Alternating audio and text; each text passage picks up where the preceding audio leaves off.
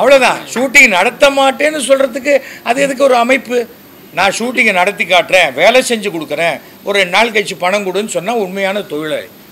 அதை விட்டுட்டு இப்படி பண்ணுறது சரியா? ஆர்கே செல்வமணி தன்னுடைய தகுதியான இடத்தை தக்க வைப்பதற்கு உண்டான முயற்சி. அரசை நாங்கள் முதலமைச்சர்கிட்ட போய் பேரணியாக போய் முதலமைச்சர்கிட்ட போவோம். அவர் தான் எல்லாருக்குமான முதலமைச்சராச்சே. அவர்னு ஆர்கே செல்வமணிக்கு மட்டுமா முதலமைச்சர் மு.க. ஸ்டாலின் அவர்கள்? ஜீரணிக்க முடியாதனால வர பொய்கள் தான் அது. வியாதிகார வாந்தி எடுத்த மாதிரி கூட 4 பேரை வச்சு நீ எதையாவது சொல்லிகிட்டே இருக்கிறது. அதுக்கு விளக்கம் கொடுப்பதற்குத்தான் இதுவே தவிர வேறு எதுவுமே கிடையாது. ஏன்னா இது ஒன்றும் ஸ்டாப்பே ஆகலை. இது பாட்டுக்கு வந்துகிட்டு இருக்குது, ஃபங்க்ஷன் ஆக போகுது. இந்த ஒர்க்கிங் ப்ராக்டிஸ் எல்லாமே ரெகுலராக நடக்கும். ஆனால் இதோடைய நலன் என்ன? அவங்க ப்ரொடியூசர் எப்படி வேணால் சாப்பிட்டோம், நாங்கள் நல்லா இருந்தால் போகிறோம் அப்படின்னு நினைக்கிற நிர்வாகிகளை உடைய பெப்சிக்கும், தொழிலாளர்களும் நல்லா இருக்கணும், பணம் கொடுக்குற ப்ரொடியூசரும் நல்லா இருக்கணும்னு நினைக்கிற இந்த அமைப்புக்கும் உள்ள வித்தியாசம்தான்.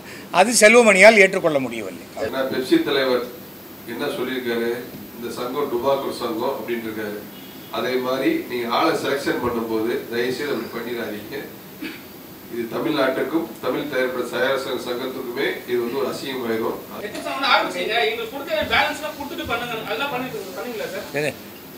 ஏங்க பேலன்ஸ் கொடுக்கலன்னா ஷூட்டிங்கே நிறுத்தினாங்க, படம் ரிலீஸே நிறுத்தினாங்க, அவங்களுக்கு போய் பேலன்ஸ் இருக்குமா? நீங்கள் சொல்லுங்கள். செக் இருந்ததுன்னா வச்சுக்க சொல்லுங்கள். நிறைய செக் இருந்ததுன்னா அவ்வளோதான். எண்ணெய் காய்ச்சி எண்ணெய் எல்லாம் எடுக்கலாம். அதெல்லாம் சும்மாங்க. அது பாருங்க, செக்கு கொடுத்து செக்கு பவுன்ஸ் ஆச்சுன்னா அதுக்கு என்ன ஆக்ஷன் எடுக்கணும், லீகலாக எடுக்க சொல்லுங்க.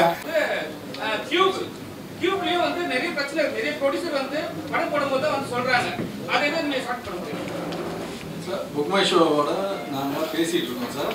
அது கண்டிப்பாக தயாரிப்பாளர்களுக்கு ஒரு நல்ல விஷயமாக வரப்போகுது. அது இப்போது பேச்சுவார்த்தைகள் வந்துட்டு இருக்கு. ஏன்னா நம்மளுடைய content IP rights third party sale பண்ணக்கூடாது. அது வேறு மாதிரி ஹேண்டில் பண்ண, லீகலாக வேறு மாதிரி நம்ம ஹேண்டில் பண்ணுவோம். அது வராங்க, அதுக்காக அவங்க பேசிகிட்டு இருக்காங்க. ஒன்று. அதே நேரத்தில் கியூப் மேட்டரை பொறுத்த வரைக்கும் 2020 நம்ம நிர்வாகம் வந்ததுக்கப்புறம் சின்ன திரைப்படங்களுக்கு 2500 ரூபா 3000 ரூபா சிறு படங்களுக்கு. ஏன்னா இப்போ சிறுமுதலீட்டு படங்கள் பார்த்தீங்கன்னா 100 தேட்டருக்குள்ளே தான் ரிலீஸ் ஆகுது. 100 ஸ்க்ரீனுக்குள்ளே இருக்க படங்களுக்கு 3000 ரூபா தான் கியூப் ரேட் இருக்குது. இன்னமும் அந்த சிறு முதலீட்டு படங்கள் அதை வாங்கிக்கிறாங்க. இல்லைன்னா ஷோ பேசிஸ்லேயும் கொடுக்குறாங்க கியூப். ஸோ அவங்களும் இந்த சிறு முதலீட்டுக்கு சப்போர்ட்டாக தான் இருக்காங்க கியூப். அதுவும் இப்போ அடுத்த பேச்சுவார்த்தைகள் இமீடியட்டாக வரப்போகுது. ஒரு சன்செட் கிளாஸில் விபிஎஃப் இல்லாமல் நாங்கள் பேச்சுவார்த்தையை தொடங்க போகிறோம். அது கூட விரைவில் அறிவிக்க வரும்.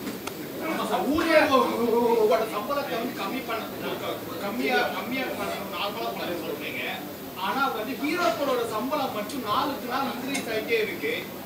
ஹீரோக்களை காட்டி இயக்குனரோட சம்பளம் ஹீரோக்கள் நிகராக இயக்குனர் சம்பளம் இருக்கு. ஸோ ஊழியர்களுக்கு ஒதுக்கக்கூடிய சம்பளத்தை தாண்டி ஒரு ஹீரோ கேன்ஸா இவ்வளவு சம்பளம் பே பண்றீங்க சார். உண்மை நிலவரம் தெரிஞ்சா ஒரு பெரிய ஹீரோ படங்கள், ஒரு குறிப்பிட்ட பெரிய ஹீரோக்களுக்கு மட்டும்தான் நீங்க சொல்றது ஒரு படத்தினுடைய தயாரிப்புல 80% சம்பளமாக போகுது. அந்த படங்களுக்கு ஓடிடி பிஸ்னஸ்லேருந்து எல்லா பிஸ்னஸும் இருக்கும். ஹீரோவை பேஸ் பண்ணி தான் அந்த படங்களோட வியாபாரம் இருக்குது. சிறு முதலீட்டு படங்களுக்கு பார்த்தீங்கன்னா இன்று 30% தான் சம்பளமாக இருக்குது. ஒரு 100 ரூபாய்க்கு செலவுக்குன்னா 30 ரூபா தான் சம்பளமாக இருக்குது. 70% அதோட மேக்கிங் சார்ஜஸாக போகுது. சிறு முதலீட்டுக்கும் பெரிய முதலீட்டு படங்களுக்கும் நிறைய வித்தியாசங்கள் வந்திருக்கு. இது இன்னைக்கு இப்போ இந்த பெப்சி இதில் இது சொல்லும்போது எப்படி இதை குறைக்கிறோம். நான் தொடக்கத்திலே சொல்லும்போது இழப்பை எவ்வளோ குறைக்கணுங்கிறது தான் நாங்கள் போராடுறோம். இழப்பை நம்ம தடுக்க முடியாது. அதே இன்னைக்கு ஒரு சராசரியாக ஒரு நாளைக்கு ஒரு சிறு முதலீட்டு படமே 4.5 லட்சத்துலேருந்து 5 லட்சம் ரூபாய் இல்லாமல் ஒரு படப்பிடிப்பு நடத்த முடியாது. என்ன சாருக்கா தெரியும். எங்கள் அப்பா படம் தான் பண்ணும்போது ஆரம்ப காலத்தில் 2 லட்சத்துக்கு படமே பண்ணியிருக்காங்க அவங்க ஆரம்ப காலத்தில். அது காலப்போக்கில் போகும்போது 2 லட்சம் ஒரு நாளைக்கு செலவுங்கிறது இன்னைக்கு கண்டிப்பாக ஆகும் சிறு முதலீட்டு படங்களுக்கு. ஏன்னா அதோடைய ரிலீஸ் பொறுத்த வரைக்கும் வெறும் மினிமமாக தான் ரிலீஸ் ஆகுது. மக்கள்கிட்ட போய் சேர்றது வெறும் மினிமமாக போகுது. சின்ன படங்கள் படம் ஓடினதுக்கப்புறம் அது பரவலாக எல்லா இடத்துலையும் வருது. ஸோ இந்த இதில் ஒரு எங்களுடைய தயாரிப்பாளர்கள் நாங்கள் பேசிக்கிட்டு இருக்கிறதுனா ஒரு நாளைக்கு 2 லட்சம் ரூபாய்க்குள்ள ஒரு படப்பிடிப்பு வந்து நடக்குதுன்னா அது ஒரு கண்ட்ரோலாக இருக்கும். இன்னைக்கு 4-5 லட்சம் ரூபா மினிமம். ஒரு ஃபைட்டர்ஸ் அது ஃபைட் சீன்லாம் போச்சுன்னா 10 லட்சத்தை தாண்டுது. அதெல்லாம் வந்து அதிகப்படி போயிட்டே இருக்கிறதுனால தான் நாங்கள் இதை வந்து கொஞ்சம் கண்ட்ரோல் பண்ணணுங்கிறத வந்து முடிவு பண்ணுறோம். ஹீரோக்கள் சம்பளம் பொறுத்த வரைக்கும் நம்ம ஹீரோக்கள் வந்து அவங்க ஜெயிக்கும் போது தான் அந்த மாதிரி ஏற்றி கொடுக்குறோம், இல்லைன்னா அவங்களுக்குமே நிறையா வர்றதில்லை. ஸோ பெரிய படங்களுக்கு வந்து அந்த பிஸ்னஸ் இருக்குது சார், சின்ன படங்களுக்கு இல்லை. அதுதான் அது வந்து கொஞ்சம் இது வந்து இன்னைக்கு இல்லை, காலகாலமாக நடக்கிறது தான். அதை வந்து நாங்களும் நடிகர் சங்கத்தில் பேசியிருக்கோம். வேற விஷயங்கள்ல நாங்கள் குறைக்கலாம். பெரிய வேலை தெரியாதவங்களை வந்து வேலைக்கு சேர்க்கிறாங்க, அது என்ன நடக்கும்? எங்கெல்லாம் டெக்னீஷியன் ஜாஸ்தியா இருக்கு சொல்லிட்டு ஸ்டேட்லயே சொல்லிருக்காரு. எதுல யார் எதுல சொன்னாரு? வேலை தெரியாதவங்களே வேலைக்கு சேர்க்கிறாங்க. ஒரு செகண்ட் சொல்லிடுறேன்.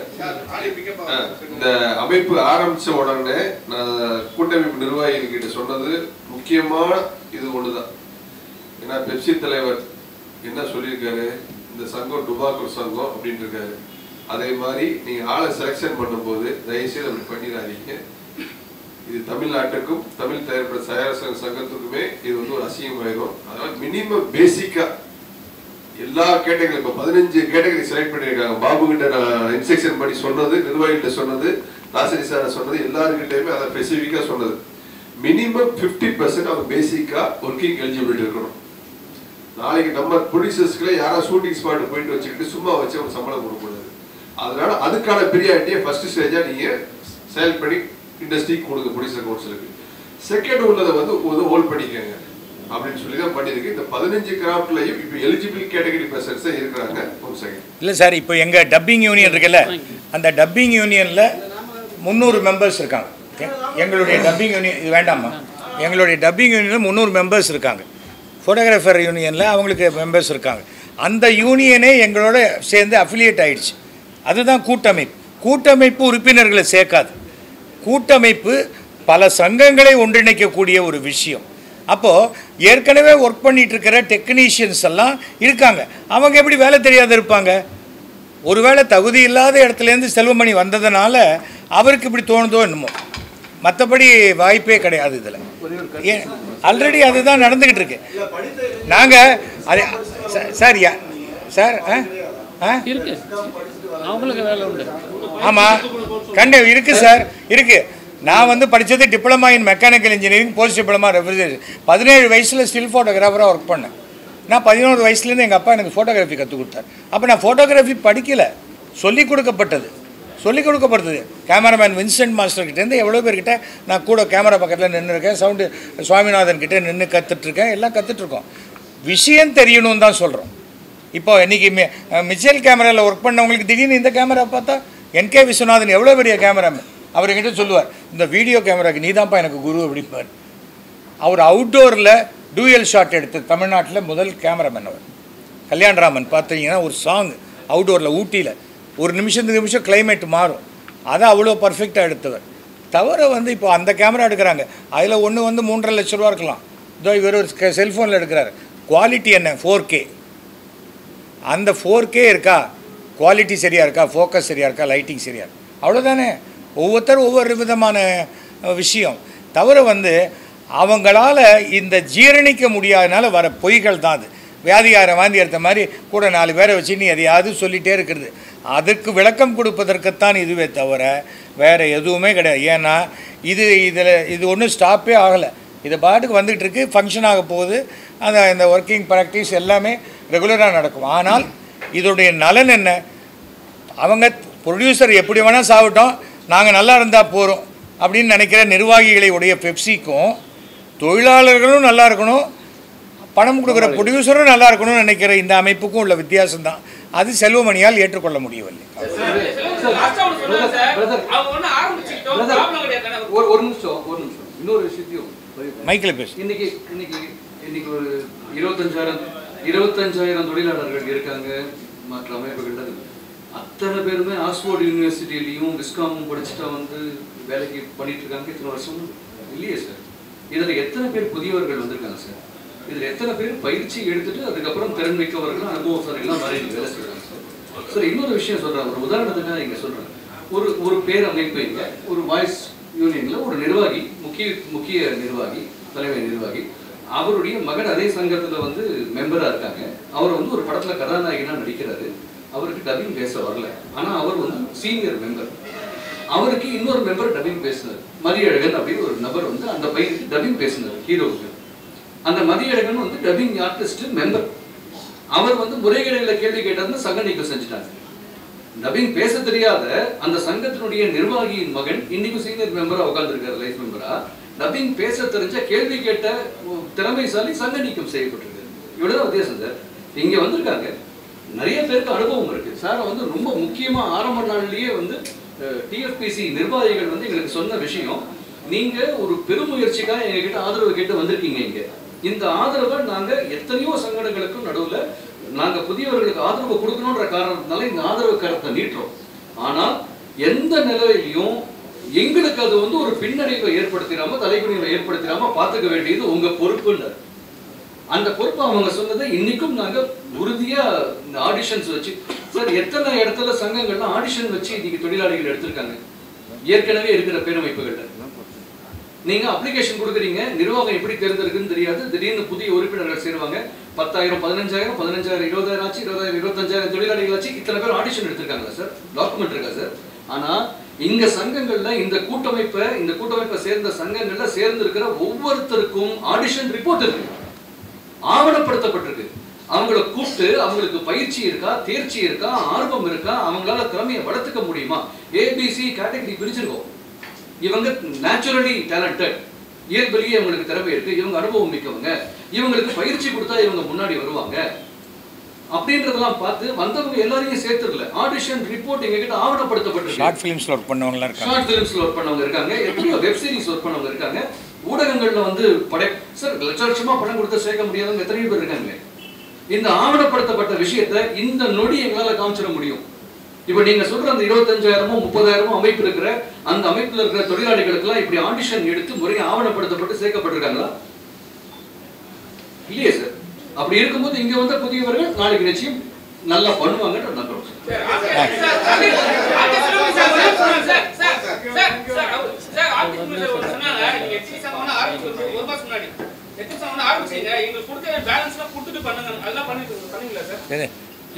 ஏங்க பேலன்ஸ் கொடுக்கலன்னா ஷூட்டிங்கே நிறுத்தினாங்க, படம் ரிலீஸே நிறுத்தினாங்க, அவங்களுக்கு போய் பேலன்ஸ் இருக்குமா? நீங்க சொல்லுங்க. செக் இருந்தா வச்சுக்க சொல்லுங்க. நிறைய செக் இருந்ததுன்னா அவ்வளவுதான், எண்ணெய் காய்ச்சி எண்ணெய் எல்லாம் எடுக்கலாம். அதெல்லாம் சும்மாங்க. அது பாருங்க, செக்கு கொடுத்து செக்கு பவுன்ஸ் ஆச்சுன்னா அதுக்கு என்ன ஆக்ஷன் எடுக்கணும், லீகலா எடுக்க சொல்லுங்க, அவ்வளவுதானே. சட்டம் என்ன செக் என்ன இவங்களே கண்டுபிடிச்ச பேங்க்ல இருந்தா கொடுத்தாங்க, அபிஷியல் பேங்க் தானே. நன்றி சார். ஊடகம் மூலியமா நான் தெரியப்படுத்திக்கிறேன், தமிழ்நாடு திரைப்பட தயாரிப்பாளர்கள் எங்களுக்கு முழு ஆதரவு கொடுத்து, தமிழ்நாடு திரைப்பட தொழிலாளர்கள் நாங்கள் இப்போ இந்த சங்கம் ஆரம்பிச்சிருக்கோம், எந்த விதத்திலையும் படப்பிடிப்பு நிறுத்த மாட்டோம், மிரட்ட மாட்டோம்.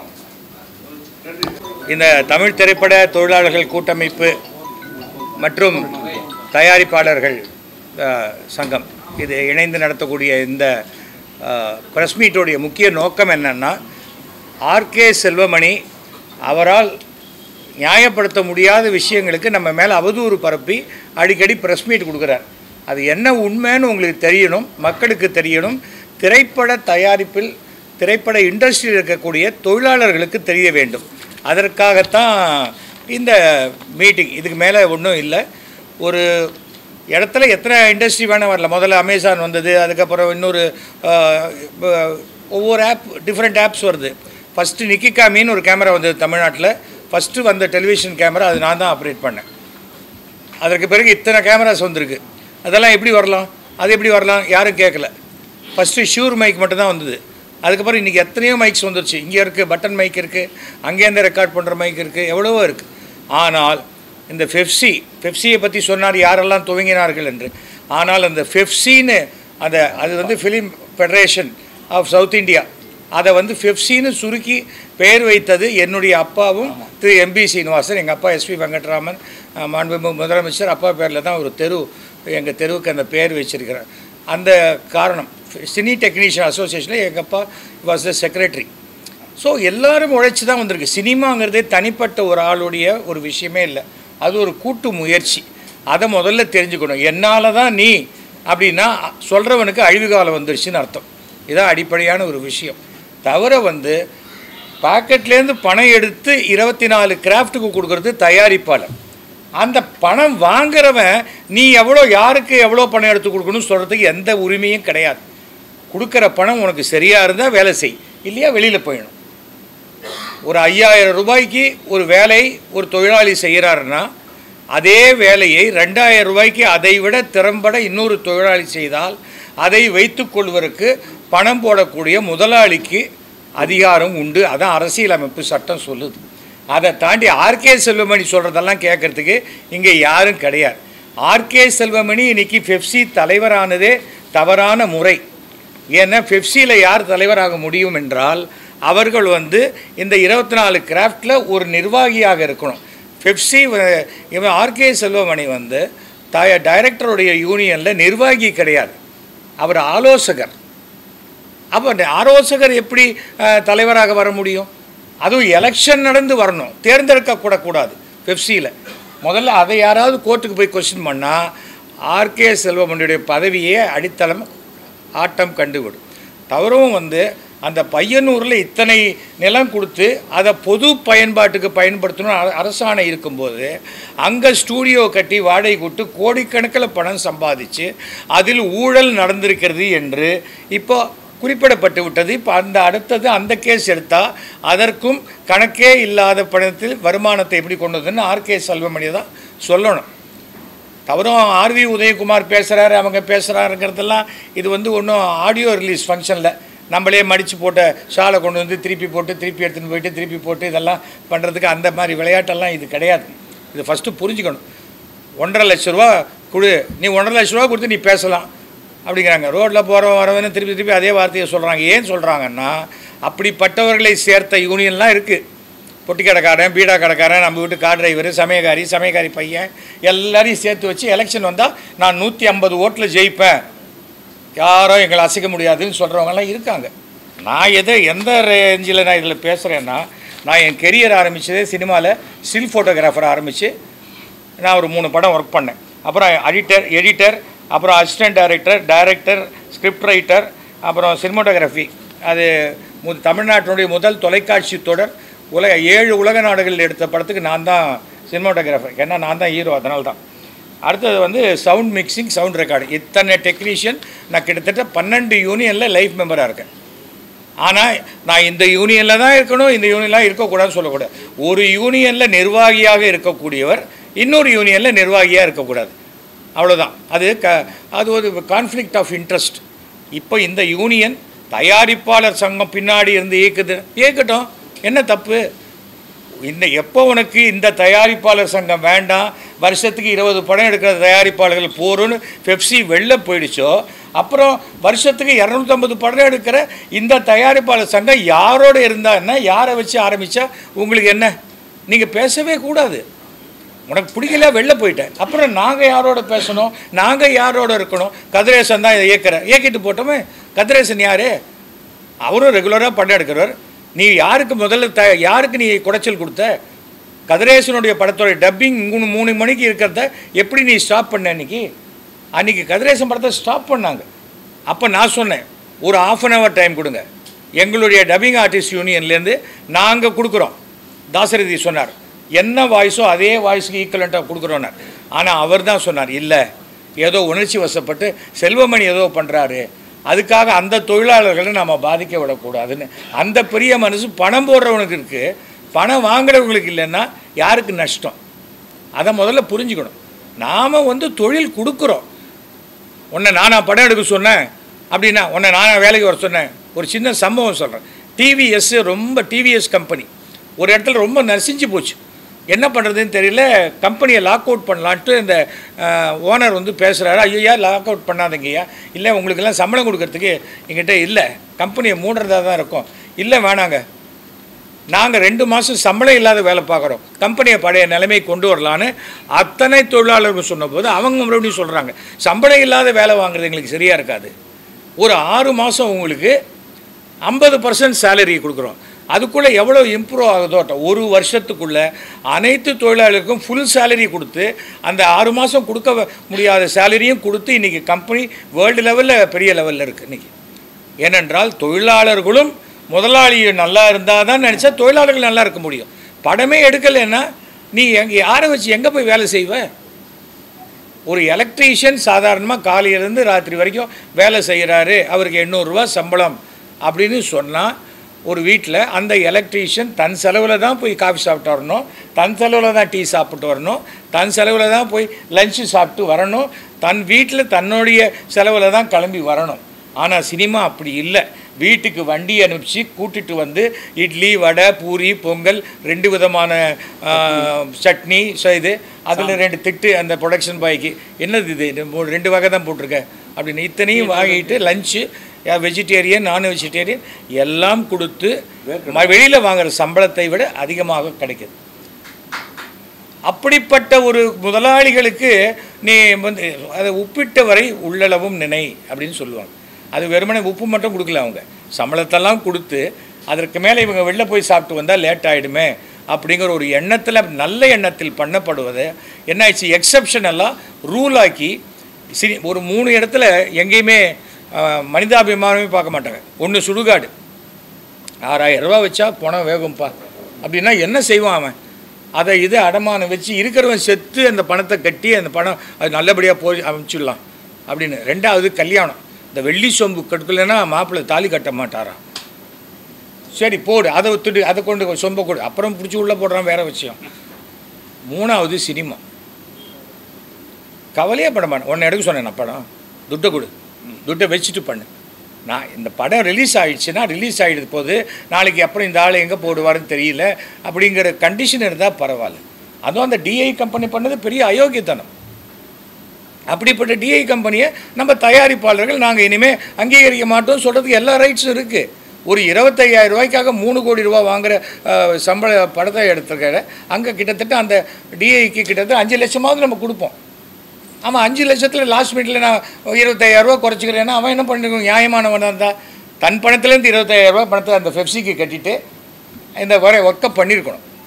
பண்ணாமல் நீ எப்படி வேணாம் போன்னு சொன்னால், பாகிஸ்தானில் தானே யுத்தம் நடக்குது, காஷ்மீரில் தானே நடக்குது, நமக்கு என்னென்னா அந்த வர ராக்கெட் இவ்வளோ தூரம் வரத்துக்கு இன்னும் எவ்வளோ நிமிஷம் ஆகும்? அந்த எண்ணம் நமக்கு இருக்கணும் ஃபஸ்ட்டு. அடுத்தவனை நாம் வாழ வச்சா நாம் நல்லா வாழ்வோன்னு அந்த ஒரே காரணத்துக்காக ஆரம்பிக்கப்பட்டது தான். சில கம்பெனி சில இடத்துல 9 to 6 ஒர்க் பண்ணுவாங்க, சில இடத்துல 9 to 9 ஒர்க் பண்ணுவாங்க. ஐடி கம்பெனியில் சொல்லவே முடியாது, வேலையை முடிச்சு கொடுத்துட்டு வீட்டுக்கு போ, அவ்வளோதான், இல்லைன்னா சம்பளம் கிடையாது. அப்போ ஐடி கம்பெனியில் போய் இந்த யூனியன் போய் ஸ்ட்ரைக் பண்ண முடியுமா? அது எப்படி 9 to 6 ஆச்சு? அதுவாச்சு. டீ வேணுமா? டீ சீட்டுக்கு தான் வரும், நீ டீ குடிக்க ஏந்து போக முடியாது, காப்பி குடிக்க ஏந்தெல்லாம் போக முடியும், எல்லாம் அந்த இடத்துக்கு வரும். நீ வேலையை செய்யணும். வேலையே செய்யாமல் சம்பளம் வாங்கி பழக்கப்பட்டவர்கள், நிர்வாகிகளாகி சம்பாதிக்கிறவங்க யார்? ஏழை தொழிலாளிகிட்டே சுரண்டி சம்பாதிக்கிறவங்க, அவங்க பண்ணுற கூத்து தான் இது. அந்த 18,000 25,000 நான் சொல்லவே மாட்டேன், ஏன்னா அவங்களே லிஸ்ட்டில் 18,000 தொழிலாளர்கள் தான் கொடுத்துருக்காங்க.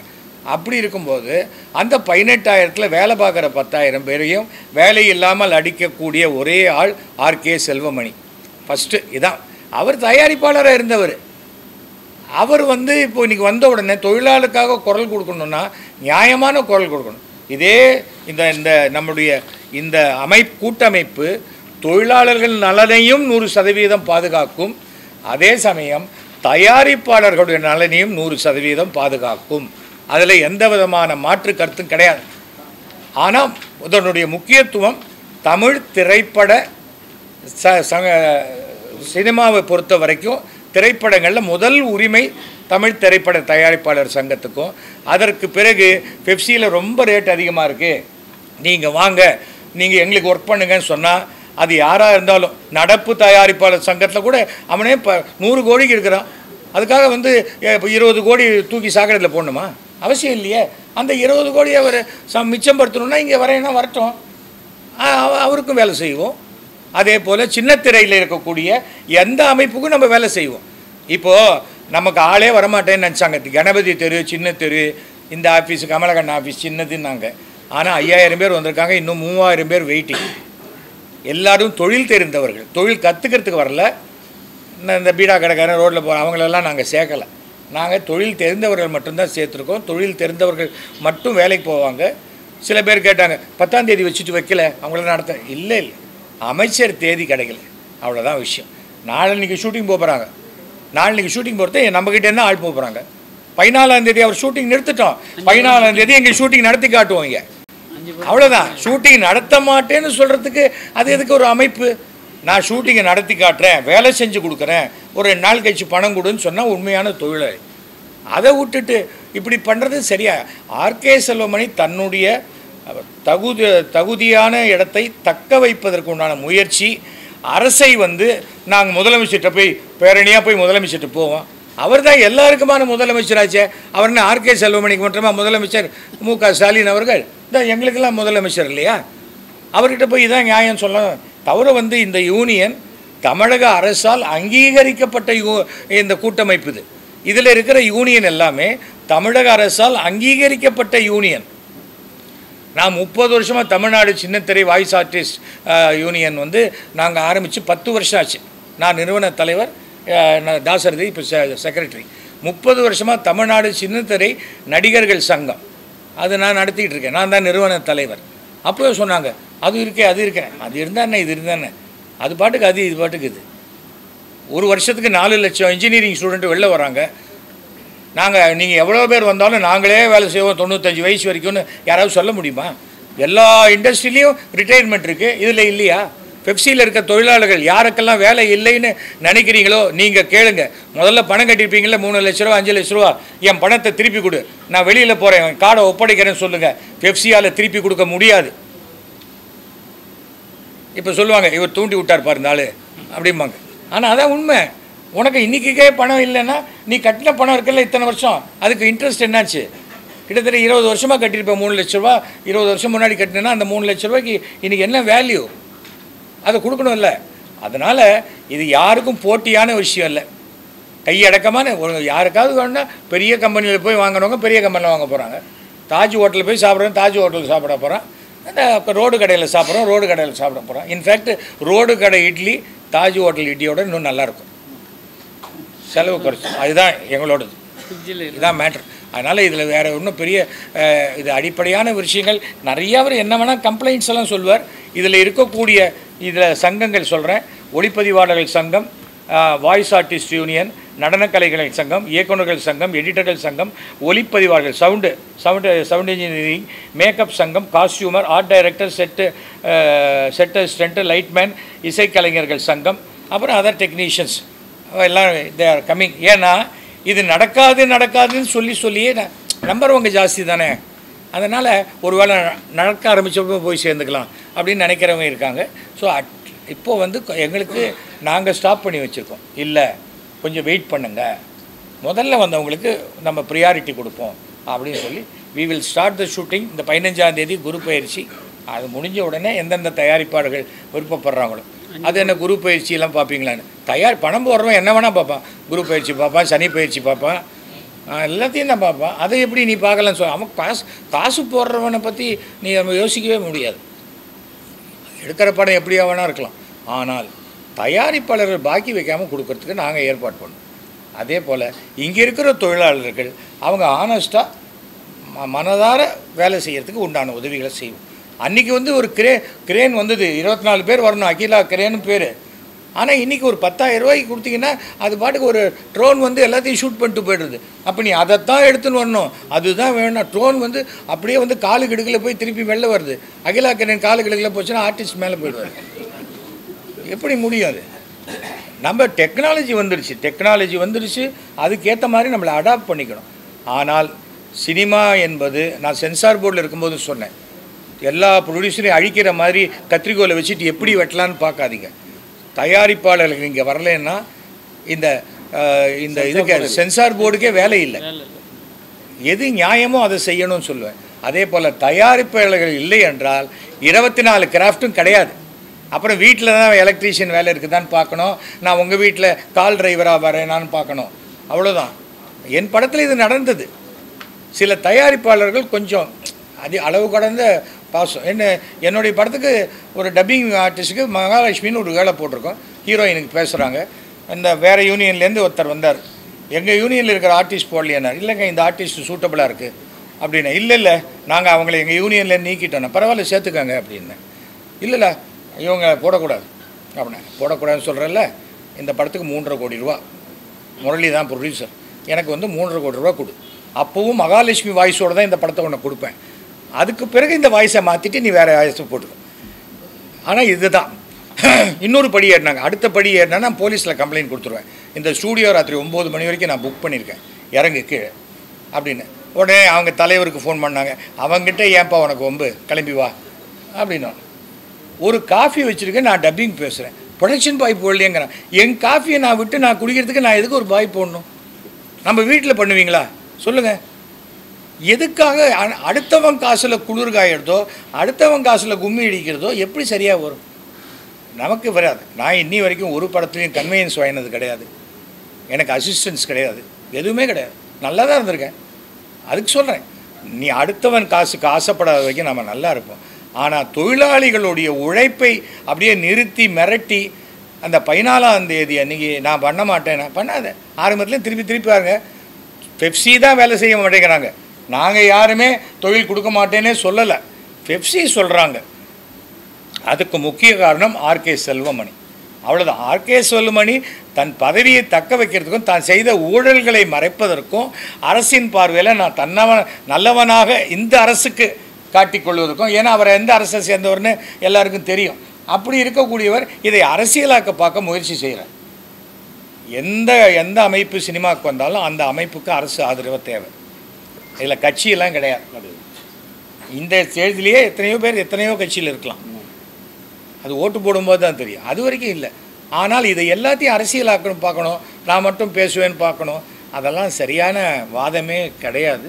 அதனால் இதோடைய நோக்கம் என்னென்னா, இப்போது இதனுடைய அழைப்பு விடுறோம், சினிமாவில் வேலை செய்யக்கூடிய ஆசைப்படக்கூடிய எழுத்தாளர்களாக இயக்குநர்கள் யாராக எந்த டிபார்ட்மெண்ட்டாக இருந்தாலும் நீங்கள் வாங்க, எங்கள் யூனியனில் மெம்பர்ஷிப்பை எடுத்துக்கோங்க. எங்களில் மேக்ஸிமம் 10,000 ரூபா தான் இங்கே, அதுக்கு மேலே கிடையாது. 5,000 ரூபா இல்லை, 10,000 ரூபா நாங்களே வாங்கிட்டு இருக்கோம். சும்மா மாற்றி சொல்லிட்டு நீங்கள் எங்களுக்கு 5,000 ரூபா நஷ்டப்படுத்துறது. ஏன்னா அது வந்து ஆக்சுவலாக இருக்குது, எதையுமே நம்ம குறைச்சி சொல்ல வேண்டியது. ஏங்க 3 லட்சம் 5 லட்சம் வாங்கினா 10,000 ரூபா வாங்குறதுக்கும் அதுக்கும் எவ்வளோ சம்மந்தம்? எதுக்கான? ஏன்னா திடீர்னு அப்படி பண்ணால் வச்சுக்கோங்களேன், இது புதிதான கலவையில் வந்த பேஸ்ட்டுங்கிறான், அப்போ இத்தனை நாள் ஏன் பழைய கலவையில் எனக்கு விற்ற அப்படின்னு கேட்க முடியுமா? அது மாதிரி தான் இது நம்ம பண்ணுறோம். இது நியாயமான ஒரு விஷயத்துக்காக செய்து கொண்டிருக்கிறோம். சினிமா நல்லா இருக்கணுங்கிறதுக்காக பண்ணுறோம். சினிமாவில் யார் வந்து படம் எடுக்கணும், யார் படம் வெற்றி அடையணும் எல்லாம் இறைவன் தீர்மானிப்பான். ஆனால் எதுவாக இருந்தாலும் சட்டப்படி செய்யக்கூடிய யாரையும் தடுப்பதற்கு இன்னொரு குரூப்புக்கு உரிமை இல்லை. அது பேர் என்ன தெரியுமா? கூட்டம் இருக்கேன்னு பண்ணால் ரவுடியிசம்னு பேர்.